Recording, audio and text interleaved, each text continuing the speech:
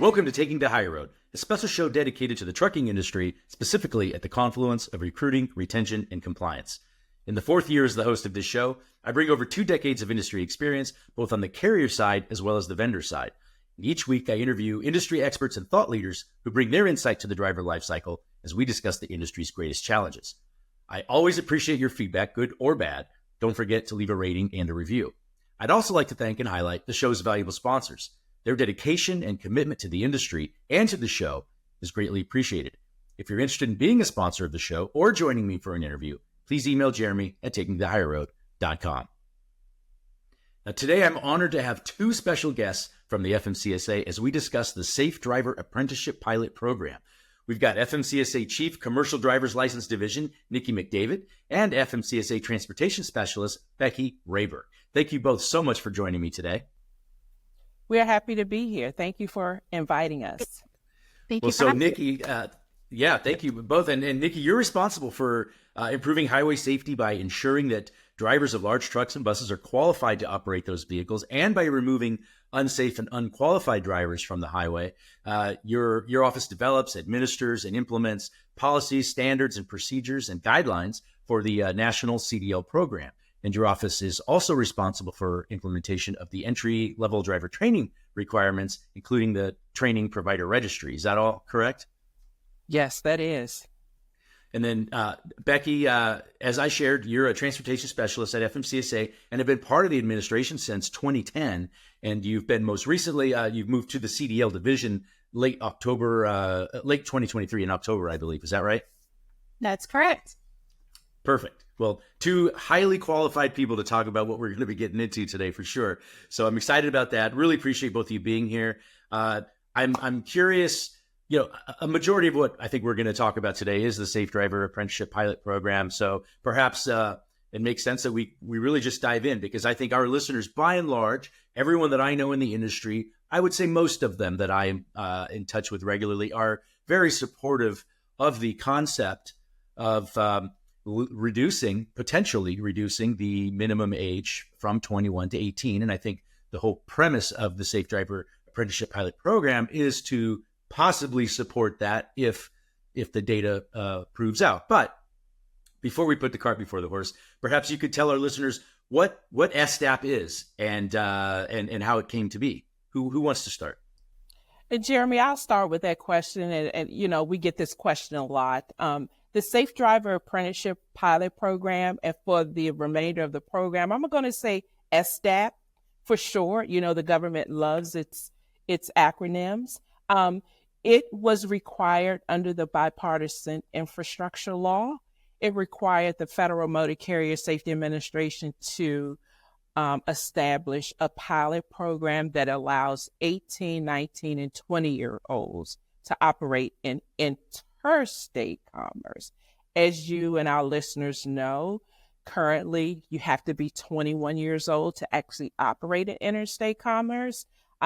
18, 19, and 20-year-olds are able to operate in intrastate commerce today. But under the pilot program, it allows them to go across state lines to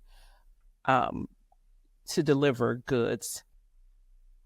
And so now it is a pilot program, because before this pilot program came to be, and thank you for the insight as far as it being required with the infrastructure bill, there was an effort at the legislative level, a bipartisan effort to put it into law, and it got a lot of support, but it just, I don't know. The government hasn't been the most efficient the last few years. I'll leave it like that.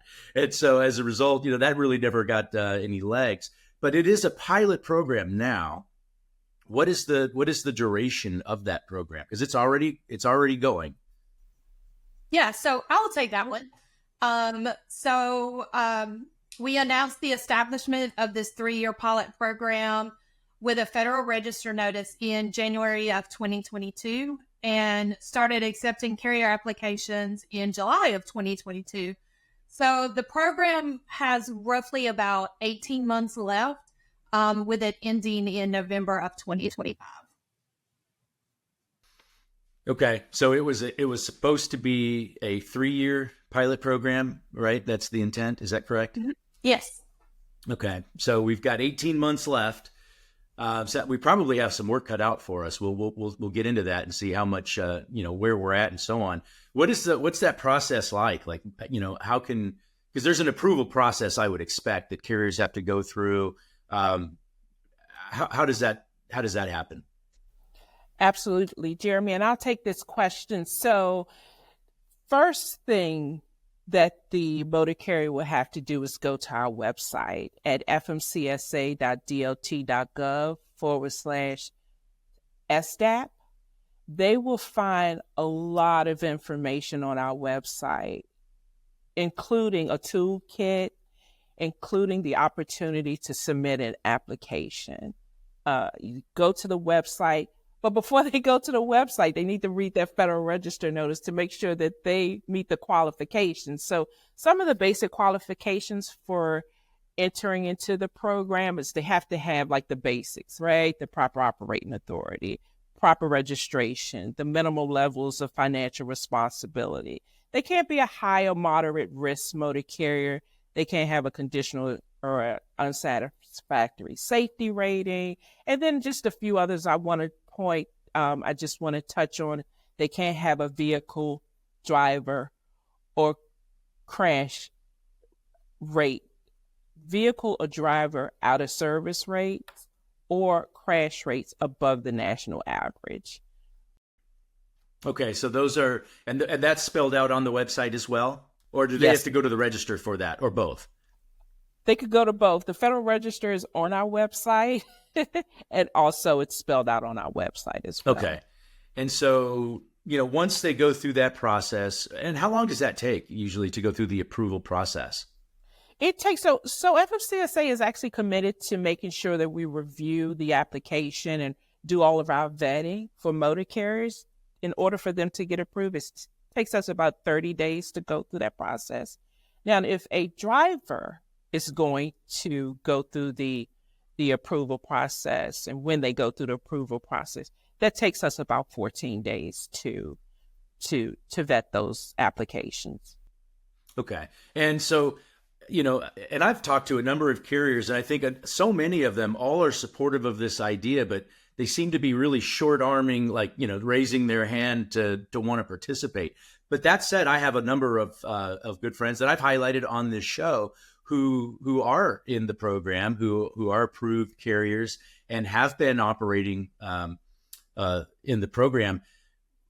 Can you share with the audience, what's the goal? Is there a goal in mind for the FMCSA in terms of the number of carriers that you'd like to have participating?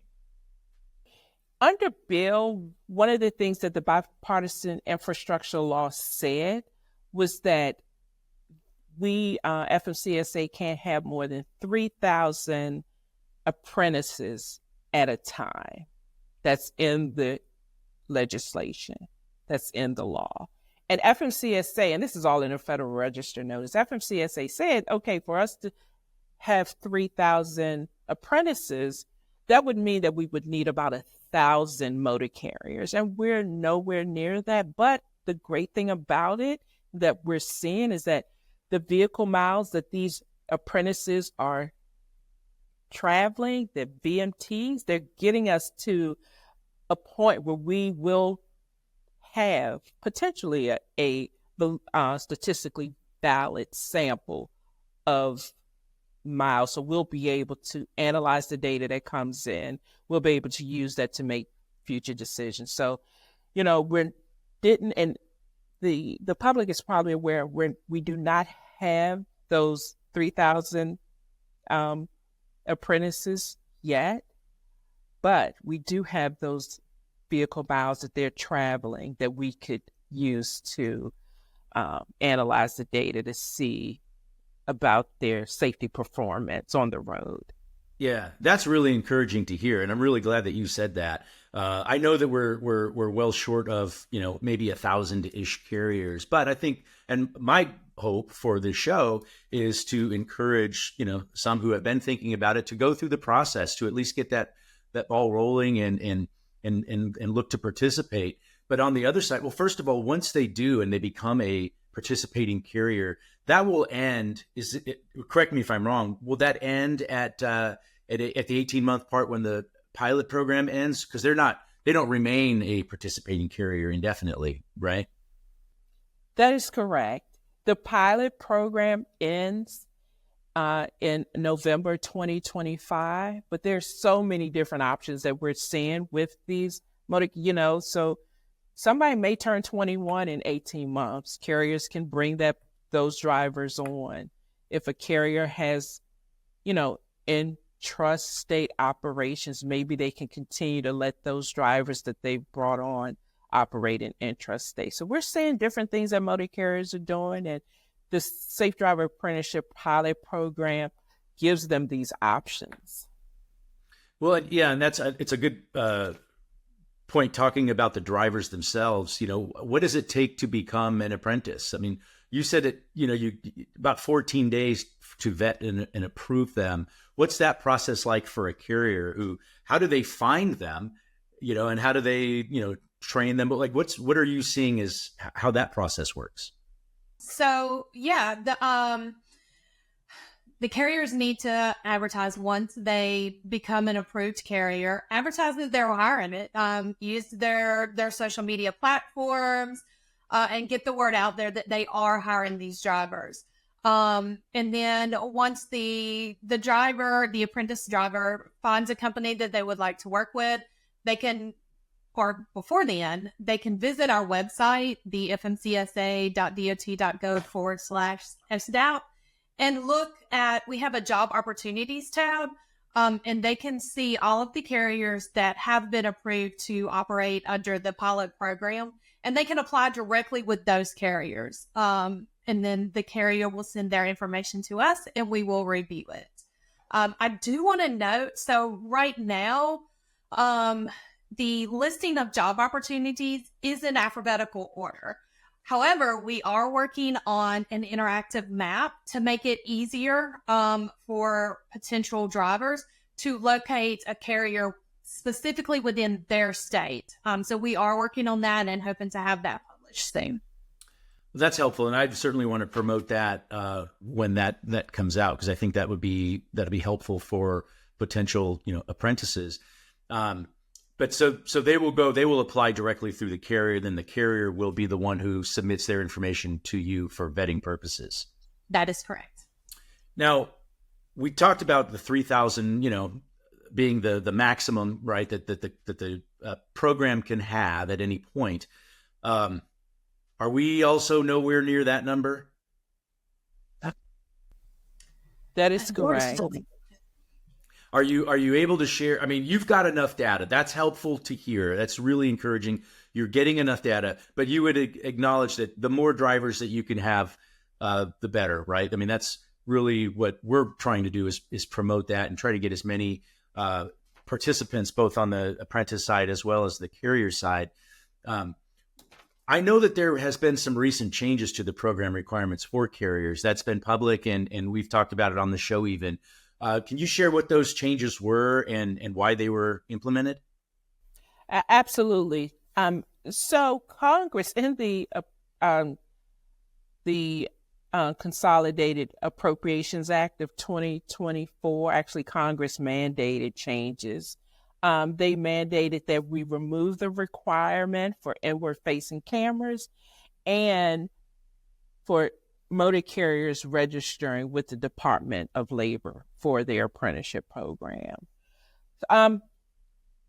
We issued a Federal Register notice letting motor carriers know that these are no longer requirements. And we've done a few other things too.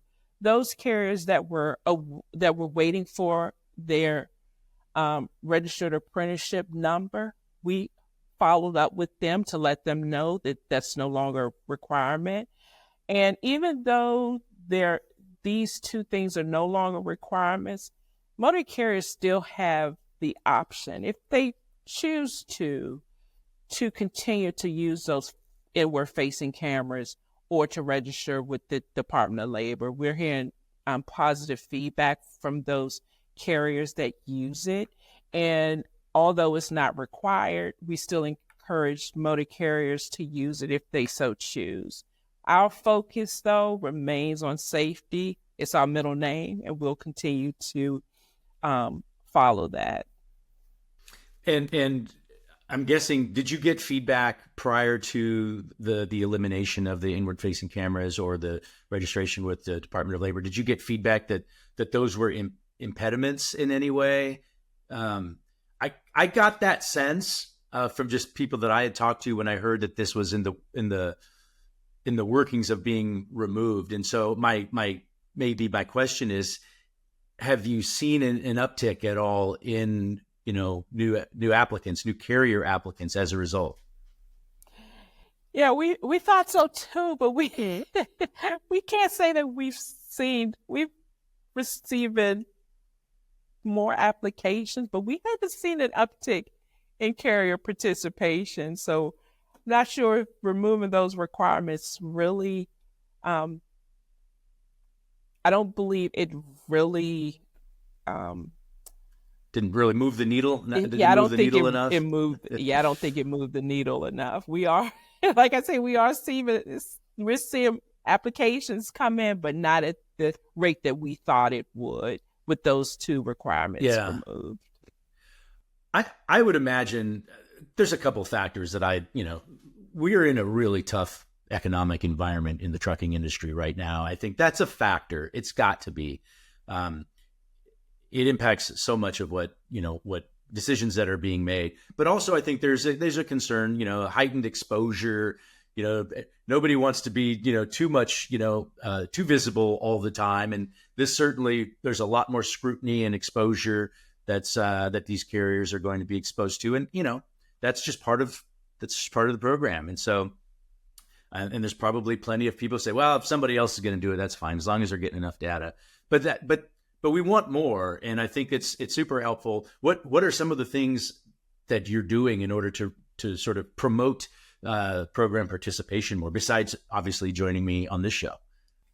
So I'll take this one. Yeah. So we have revamped our outreach, and we are doing some outreach stuff with high schools, technical schools, the school counselors, and career advisors, and industry to promote the program. We are participating in job fairs, educational events, and various motor carrier focused events. We've got a large counselor conference coming up here in the next couple of weeks that we have an exhibit set up, and we'll be sharing information on the SDAP. So we're revamping it and getting it out there to the public in various events, and of course in participating like podcasts like yours today. Well, I appreciate that. Always gives us good content to share with our audience, which is primarily motor carriers and on the recruiting and safety side. So that's that's the core audience there. So hopefully it's getting to the right folks. You're probably also familiar. I'm very active on an executive board member with Next Generation in Trucking. If you're familiar with the group, big supporters, doing a lot of really interesting, great work across the country, creating curriculums for high school, students to earn their CDL. And so hopefully some of those graduates can become some of the apprentices that carriers can hire. So that's a plug for those listening for getting involved with Next Generation in Trucking as well, and taking a look at some of the drivers that are going through those training programs. Now, for the listeners, from a resource standpoint and for more information about the program, you've highlighted the URL a couple of times. We've shown it on the screen. Is that going to be the best place to find all information relevant to the to SDAT? Yeah, you can find all of the information there, but also if you have additional questions that may not be listed in our FAQs that's on the website, we also have a website, and it's monitored daily. It's safedriver@dot.gov. They can feel free to send in questions, comments, suggestions to that email address as well. Excellent. All right. Well, first of all, I really appreciate both of you joining me and highlighting this program. I have been for a very long time wanting to see this happen. I believe sincerely that one of the biggest issues that we have in the industry and around a workforce standpoint is that we are really missing out from the time from high school when we have a minimum age of 21, yet the average age of a new entrant is somewhere in the mid 30s. That is a systemic issue, in my opinion, that I think this is a really good step in the direction of solving. So I'm very optimistic. I'm hopeful, and I'm also optimistic that the data that you're getting is going to prove out that these drivers are as safe or safer than their maybe 21 to 24-year-old counterparts. That's my hope. And I'm looking at your body language to see if maybe you're seeing that too. I'm hoping so. But really, genuinely, thank you so much for joining me today. And I hope that we are able to move the needle and get some more participation in the program. Thank you both so much. Thank you for the invite. And thanks for joining me for another episode of Taking the High Road. Once again, special thanks to the sponsors of the show. We really appreciate you. If you're interested in being a sponsor or joining me for an interview, please email Jeremy at takingthehighroad.com. Until next time, thank you for taking the high road.